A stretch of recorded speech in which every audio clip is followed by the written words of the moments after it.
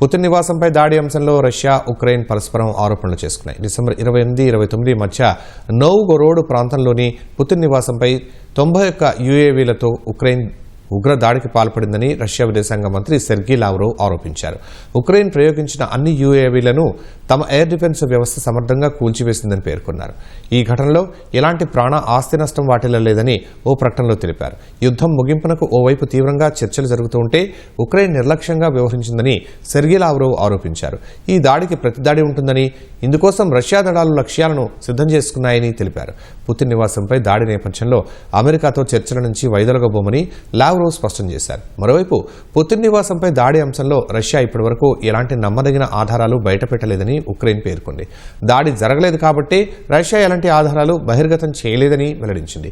ఈ తరహా తప్పుడు ఆరోపణలు చేయటం రష్యాకు కొత్తేమీ కాదని, వారి వ్యూహంలో భాగమేనని ఉక్రెయిన్ ఆరోపించింది.